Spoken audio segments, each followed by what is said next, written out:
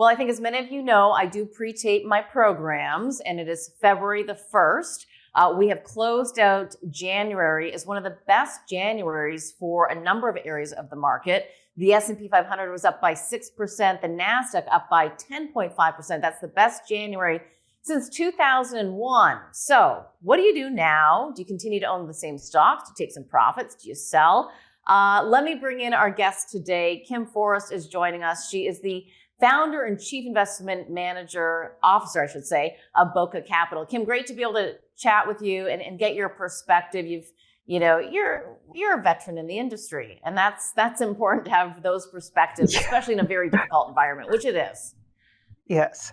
Yeah, we forget that many managers who have half of their career have never been in a bear market before and have never seen, things that happened in 1999 to 2001 or 2009. Yeah.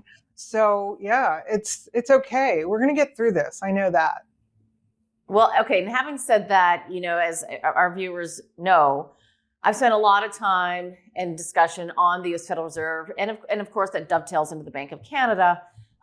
It is so important. It has really affected the markets. The central bankers have been affecting the markets since the financial crisis in terms of the easy money and lower for longer interest rate environment, and now the opposite is true. So we did just get the U.S. Federal Reserve's decision as it relates to the point raised. Let's just briefly kind of talk about that and how you're thinking about the Fed's effect on the markets.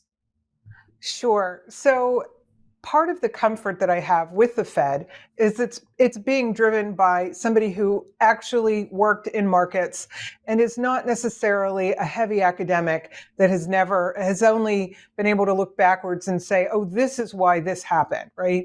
The guy has actually run market activities. So he understands intrinsically what happens when he makes a decision and when he says things. He's been completely transparent. And I believe that he knows that he can't create a very deep recession, but he does want to cool the economy down. So he's walking a tightrope, and it's kind of the worst job in the world right now, but he has it.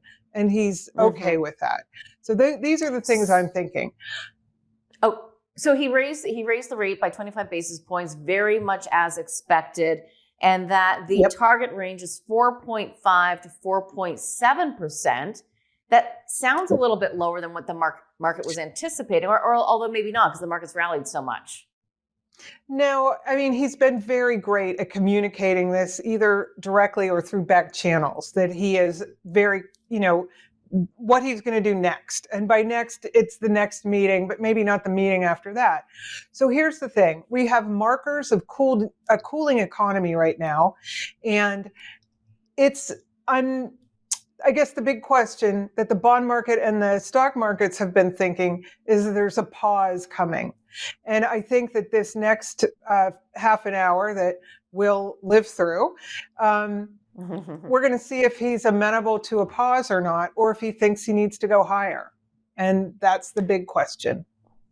Right. And that is the big unknown. And as I say, we pre-tape this and they come out with the decision, and then they have commentary, and it's always in the wording and the tone of what he says in terms of what the market then interprets. So we'll see what that brings us. But what do you think? How have you been positioning your portfolio for clients? So I have a very long-term view. I have a 3 to 5 year timeline for anything that gets added to a portfolio.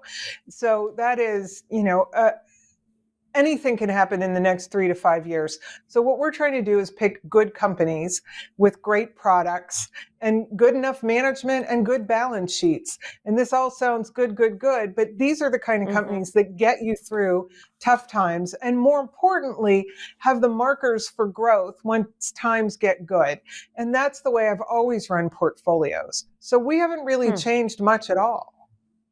Okay. And we're going to get into the stocks and your approach and some of those specifics, but I want to get your take as well. What's your view of the U.S. economy right now? I would say that it is slowing, but it's still patchy.